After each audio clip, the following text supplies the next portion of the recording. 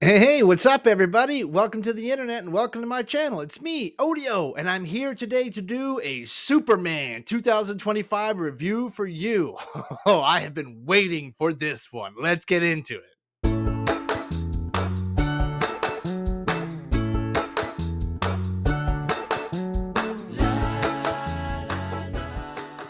Woohoo! All right, so the new Superman is here, and as you can maybe tell from some of my clothes or flags or some of my toys, I'm a pretty big Superman fan for a long time. Now, I'm not a total shill because, as you can see, here's a hat that I did not put on. That way, you know I'm not full shill, not full shill status.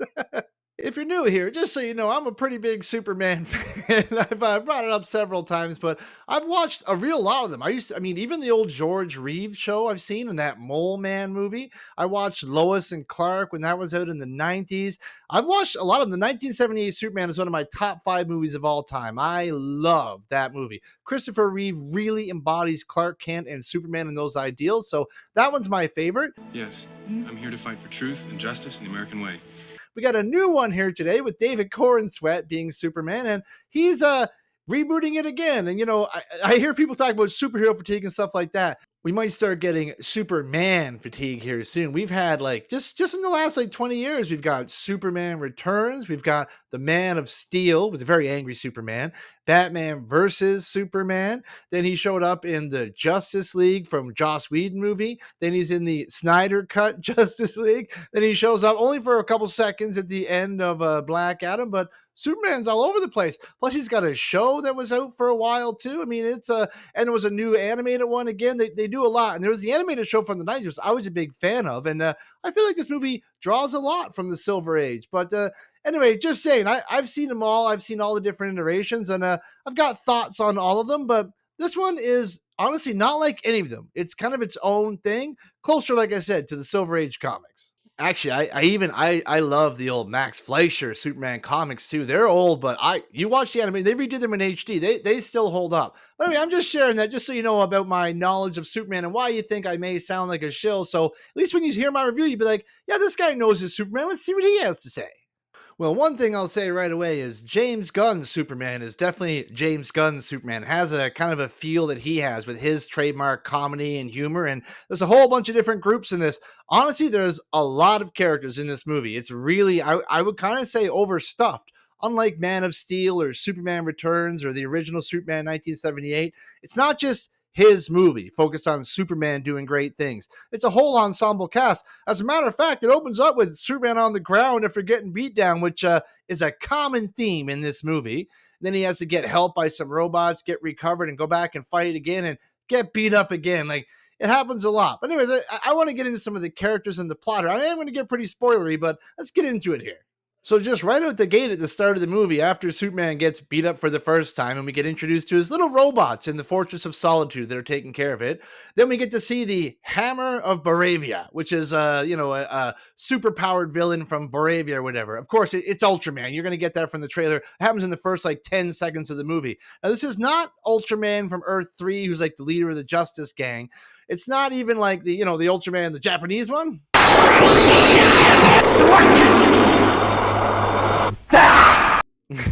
Honestly, he's closer to Superior Man from Superman Red Sun. Have you ever seen that one where Lex is directly controlling him? I am truth. I am justice. I am the American way. That's what this guy's kind of like. Ultraman Lex says he's really stupid in this one, so he's always giving him commands through headsets and these little flying things. So he tells him how to fight and things like that. But he beats the heck out of Superman multiple times. It seems like it's not even a problem for him. He's got quite a few action scenes in the movie, but honestly, other than that, pretty much nothing. I don't even think the guy talks, right? So if you know the story of Ultraman, he's like the clone of Superman or whatever. I thought they were going to maybe do Bizarro. Ultraman, I got him up there, actually. Boom. But that's the guy from Earth 3. This is totally different. But anyway, he's one of the main villains. He beats up Superman 4 or 5 times, I think. Final round. Fight! But wait, I hear you say, yes, Ultraman could certainly defeat Superman. Well, so can the Engineer. Yes, the Engineer. If you haven't seen her before, she's a villain who's had like all of her bloodstream is filled with nanites that Lex Luthor invented. So she can kind of like push them through her blood, turn into different things. She pretty much used it to become like giant blades. destroys a bunch of robots at the Fortress of Solitude at one point, and her technology seems to be, I would say, god tier. I am invincible! Invincible! You. Ow! Like even the kryptonite technology and stuff like the krypton technology, I should say, not the kryptonite technology. She can hack that. Just needs a bit of time. Alien code from another planet with futuristic technology. Nah, don't worry about it. She can fix all that once she gets in there. So she's played off as extremely powerful. She has control of a lot of things. She almost kills Superman herself at one point in the movie. He has a hard time dealing with her and her techno powers. The engineer doesn't seem to be driven by money or anything, just a absolute hate for aliens like Superman. So I don't know, that seems to be her motivation. She even says, I gave up my humanity to try to stop him. Like, okay, girl, calm down. I mean, he's just a guy trying to save us. Stop it. Get some help. We also, of course, get the villainous genius Lex Luthor, played by Nicholas Hoult in this. He's closer to the Gene Hackman version, but this guy, he doesn't bring up the land. He doesn't bring up the land in the movie, but he's the one tying them all together. The Hammer of Baravia, Ultraman, and Engineer, they're all working for him, and he is driven by envy, a super envy of Superman. And his character's played okay. He comes off as like very crazy a couple times. He ends up crying at one point too. Half the characters in this cry, but he's just driven by an absolute envy of Superman. He thinks humans should be the dominant species. He doesn't like metahumans and things like that, and definitely doesn't want Superman in the way of whatever his goals are. They actually go a little wilder with Lex, more like the Silver Age version in this than they do in any other movie versions. This guy has a pocket universe with like a bunch of cells set up. He's got these weird aliens and things working for him. He's super evil the whole way through. What? You gonna wash your hands? No, 'cause I'm evil. And he's willing to take risks. He doesn't care about killing all the humans. He opens up a rift at one point that starts to destroy the Earth. His own people are like, yo, Lex, you may be going too far. He's like, no. He's very emotional. He freaks out a bunch. Emotional damage. At one point, you even see he's got like a whole bunch of like monkeys, like hashtagging super shit and stuff, which apparently really bothers Superman in his pocket universe. I don't know. He's got a whole bunch of plots going on. He actually gets a message from Superman's parents, which, I mean, his parents in this pretty much tell him to take over the planet. What the hell was that all about? But anyway, Lex is here. He does a pretty good job. I'd say he's my favorite villain out of all of them. So he does a good, you believe that he's a psychotic genius villain who hates Superman. You get that right away. Nicholas Holt's strong in this.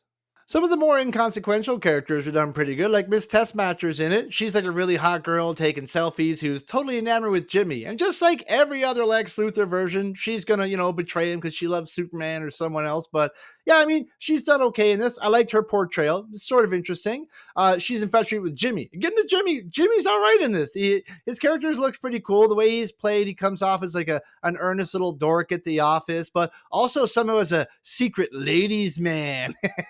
Which is pretty cool. I liked his character. He was fun to see on the screen. Doesn't get a lot of screen time, but he's decent when he's there, and he has a pretty cool arc. I gotta admit, I did find it pretty funny when I saw Bunk from The Wire was cast as Perry from the. I was like, he would have been better as like an old grizzled cop type guy, but Major crimes. Shit. he does all right as Perry. He's not in it very much, but he's half decent. They also have Cat Grant in this, and she's played by, I think her name's Michaela Hoover, and pretty much she's just there for her very great assets. She looks fantastic as Cat Grant. Doesn't really have any lines or have a big impact on the story, but just great to see her. Like I said before, there's a lot of side characters and things like that and pretty much all of them have to save Superman at one point. The Justice Gang comes in and they're being funded by Lord Tech, which is a reference to Maxwell Lord. And that's, of course, you get Hawk Girl. She's there, and her portrayal is all right. The girl that plays her looks a little bit too small. They don't make the Mace look cool enough, and she's supposed to be Thanagarian. They almost got her like screaming like a hawk at certain points. I was like, come on, Hawk Girl's supposed to be this tough, badass chick with a mace that like dispels magic and stuff like that. She was all right. She's done it in a whole lot, but they do a pretty good job. We then got Nathan Fillion playing Guy Gardner with that bowl haircut. He's a jerk in the old comics, and he's kind of a jerk here, but I liked his character. He was able to be like unapologetic. Like he got in lots of fights. He didn't give a crap what anyone said to him. I liked his character. He comes off like kind of like not villainous, but sort of, above it all type thing. Like, I'm too cool for this. And he's got a hilarious moment at the end where he's fighting guys and big giant middle fingers are popping up from his hands. His character was great. He was one of the better ones to see in the movie. I actually think Guy Gardner only ends up having to save Superman like one time. He has to come help him once. So most people get a couple of saves. And also, Metamorpho's in this too. I love the actor that plays this guy too. His character is very disjointed. There must be an extended cut of this somewhere, but we see him and his son and whatever, and he has to save Superman once in the jail point. Another point, Superman's stuck in the river, going to drown or whatever. Metamorpho has to save him again. A lot of people have to save Superman, but he's pretty cool. That's a character who can change. They call him Element Man in this, but he can make any element, turn his body into any element at all, like kryptonite or anything he wants. So cool to see him on the screen. He's never been on the big screen before, I don't think. So he was neat. Unless we forget, last but definitely not least in this, Mr. Terrific. Holy cow, this actor does a really good job. Mr. Terrific is played as extremely strong. He rarely gets defeated. Nothing stops him. When all the Justice Gang doesn't want to help out, he'll come help out on his own. He can find Superman. He has an amazing scene where he like shields Lois and fights an entire army. He's got the T-square or circles going around and stuff. Crypto bites a couple of them later, but he's just done awesome. He has to save Superman. Well, once he has to find him, then he has to save him again later on. So he gets a couple in there, but his character was awesome. He's actually got cool theme music too. When he's getting into fight stuff, you hear the tone like dun dun dun. He's like fighting. I loved it. Mr. Terrific was done really, really well. I can tell James Gunn like this character, so maybe he'll get more in another movie, but great job done by him. He was one of my favorite in the movie. He was allowed to just be a hero. And then, of course, Rachel Brosnahan as Lois Lane. Now, she does a pretty good job, and she's a very hot Lois Lane. Let me add. She's very independent. She learns how to, she goes to Mr. Terrific and, flies his ship and things like that. But also, her relationship with Clark and Superman is I don't know, it's kind of strange. She's acting like at one point, I'm just going to leave him. Like, I don't really love him or I don't really want to deal with this anymore. She does a weird interview with Clark at the beginning. And don't get me wrong, in Man of Steel, they do an interview together. It's pretty good. They kind of have one in Superman Returns. In the original 1978 Superman, they have a great interview where it's kind of flirty and fun and cute. This one is not like any of those. She's just downright antagonistic. I think she didn't agree with his whole stopping the war thing from happening, but she makes him angry. They're fighting and shouting. He gets emotional a bunch in this, but she's really pushing him in this part. And I really didn't like it. And it goes on way too long. I don't like how she's so aloof to Superman. She doesn't really care. You're dating Superman and you're just like, I don't know. He's all right. Kind of annoying and stuff. What?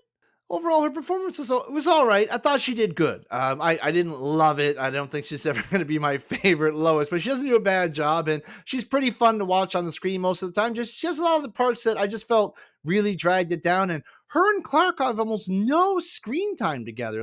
Only one or two conversations, really, and she's at the farm with him at one point, but he's unconscious. I don't know. It's weird. They kind of have one or two little romantic moments, where they're kissing and a bunch of stuff is happening behind the Superman should help with, but he doesn't. Say, hold up, wait a minute, something ain't right. So I don't know. It was okay. It was a little bit uneven, but pretty decent. Now we're getting into the last couple of characters, which is where a lot of my criticisms for this movie are going to lie. Starting off with Crypto, the super dog. First of all, I know he's just supposed to be a generic white dog, but come on, can we get a lab or something? Anyways, I didn't really like that. I didn't love the portrayal at all. He's a disobedient dog. He has to save Superman, I think, 2 or 3 times. Like I said, everyone saves him a couple times. But right in the beginning is the opening scene. You've seen it in the trailer where he's jumping on him and hurting him and stuff. He has to carry him back. He's never listening to Superman. He wrecks the Fortress of Solitude. He's off playing around in a pet shop when crimes and things are happening. I don't get it. I don't know why they would portray him this way. I've got the old Crypto DVD. It's over there somewhere.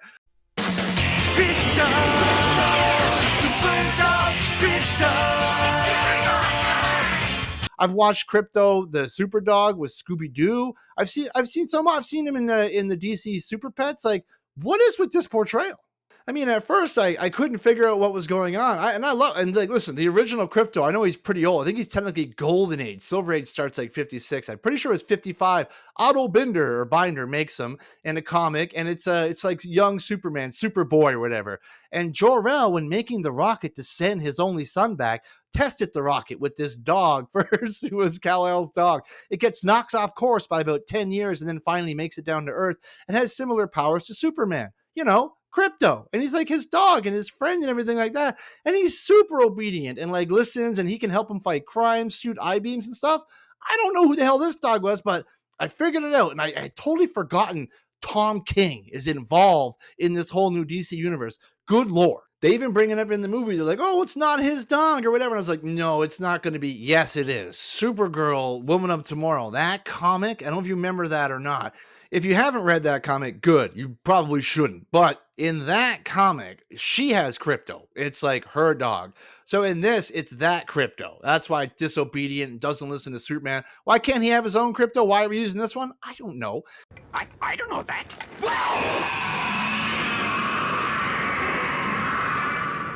Brings me to another point, which is a big negative for the movie. Spoiler alert. She shows up. Supergirl shows up at the end. Millie Alcock is Supergirl. Literally comes in drunk at the end of the movie. Her hair is all disheveled. Her outfit looks brutal. I didn't like it at all. And she's like, where's my dog? And she calls it over, and the dog's not obedient with her either. And I was like, this is not a good, not a good way to introduce Supergirl. She's drunk. All these things are happening on Earth. She wasn't helping. She's off to a red planet drinking. And I know that's Tom King's Supergirl. I get it, but I'm not a fan, and I don't think they should have introduced it here. It should have just been Superman's Crypto, Kal-El's Crypto.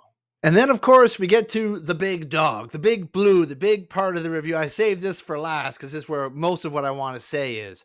Superman by David Corenswet and James Gunn. How does this Superman shape up? Well, let me tell you, if the Superman from Superman Returns or Man of Steel or even 1978 Superman, if any of them ran into this guy, I bet they could beat the hell out of him. Every single villain in the DC universe could dog walk this guy, so they should have no problem. He does not feel super. It's weird. I don't understand why they just won't let him have wins throughout this movie. They won't let him just kick someone down or beat someone and just show them like him winning, having iconic moments. He doesn't have any iconic moments. No big like, oh, I defeated this kaiju all on my own, or I don't know. It's like they don't want to give it to him. And you really want it when you're watching the movie. I did, but it just they won't do it. I don't know why. It's a super strange portrayal.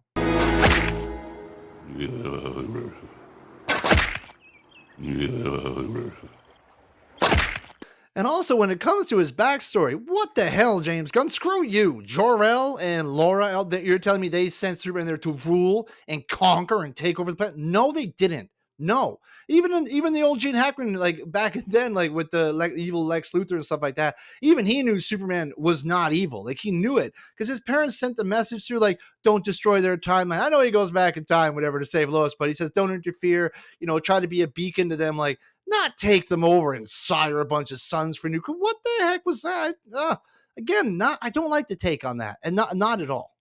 No, don't like that. I didn't mind the backstory portrayal of the Kents. They're both alive. The dad didn't die of a heart attack, or that iconic moment from Man of Steel. Oh, you know the one.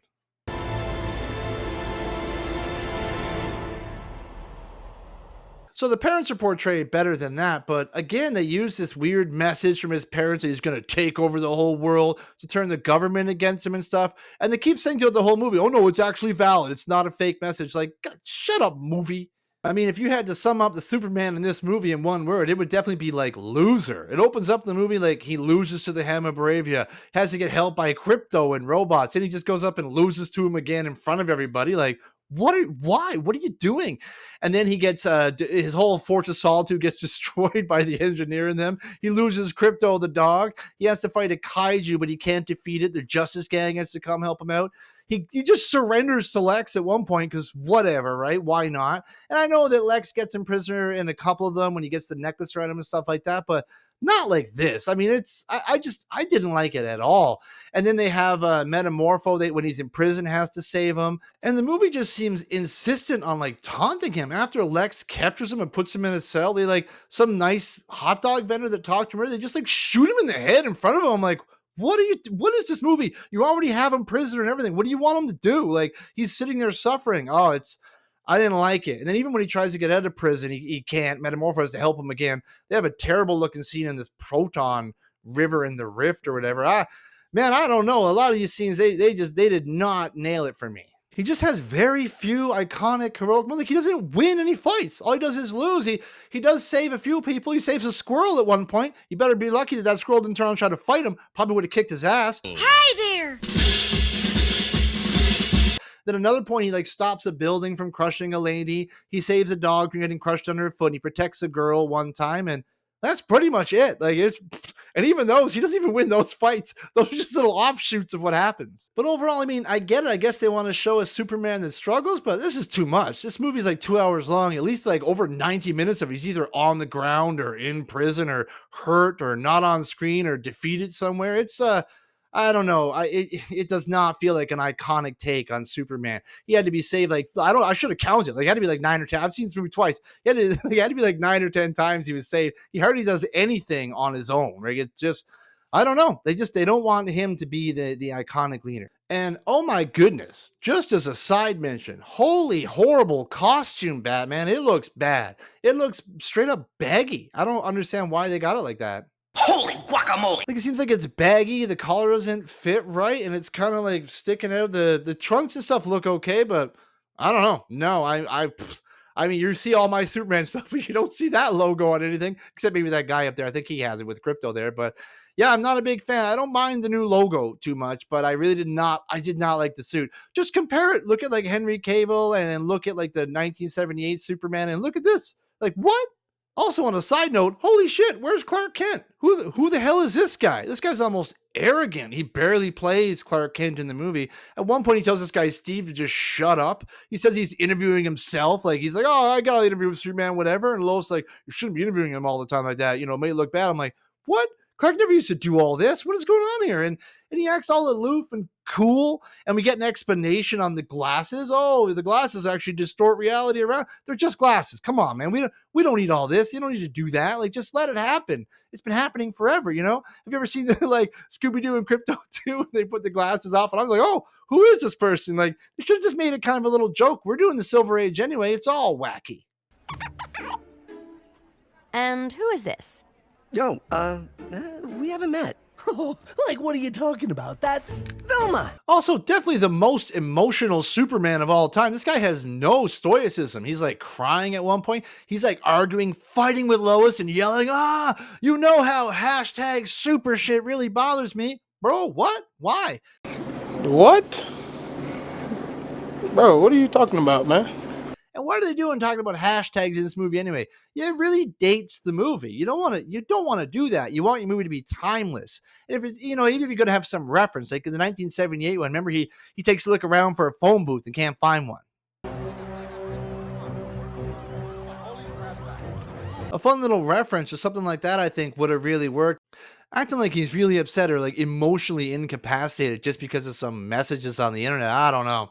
Didn't feel very Superman-y. And like I said, feels very dated. Feels like James Gunn is putting that in there, you know? I know he's had his troubles on Twitter or whatever, so maybe that's a reflection of that, but I didn't think it needed to be in the movie. I didn't want a hashtag in this movie. No need. And oh my goodness, and I know like I am not an American, but I understand there's one moment right at the end of the movie when like it's all kind of ending and Superman gives, he always gives like the end of the movie speech type thing, about what he stands for and whatever. And he gets a perfect moment in this. Lex looks at him and is like, I'm so mad at you. Get out of here. You're an alien. And like Superman turns, looks at him and is like, that's where you're wrong, Lex. And I was like, oh, he's going to say it. Yes, I'm here to fight for truth and justice in the American way.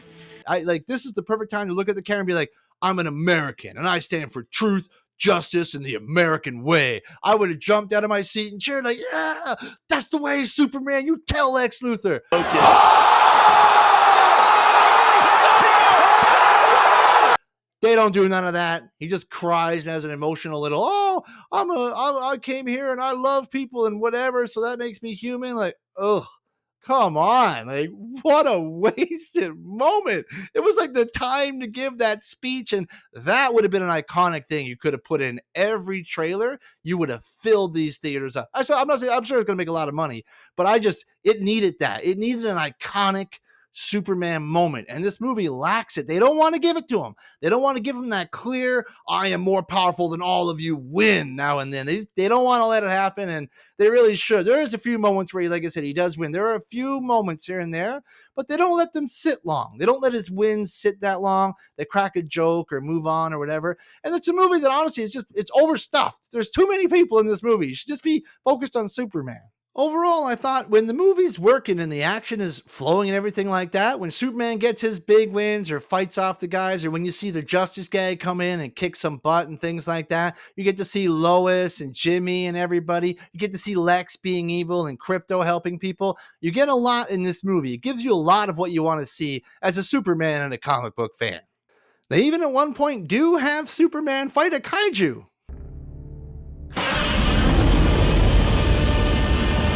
No, it's not Godzilla. It's a different one, but hey, I mean, Superman versus Godzilla, hey, that gives it a chance. Could be coming up next. But overall, I think that the new Superman 2025, it's a decent attempt at a Superman movie, but it's too overstuffed. There's too many people in it. It doesn't focus enough on Superman. He doesn't have the big iconic moments, the big wins, no truth, justice, American way. It's just a kind of a stripped down, weak Superman who needs a lot of people to help him out for him to really be able to do anything at all. So wasn't really my favorite. Overall, I'm going to give this movie a 6 out of 10 on the odometer. And I'm a shill. I'm rooting for it. That's a 6 that goes with me wanting it to be good, but I'm glad I didn't do my review right away. I let it sit for a few days and kind of let things go over my mind and really wanted to give my total thoughts on this. So that's why you see me here. But thanks so much for watching this far, guys. If you're still here, I really appreciate that. Please like, share, and subscribe to the video. And remember, everybody, stay out of trouble.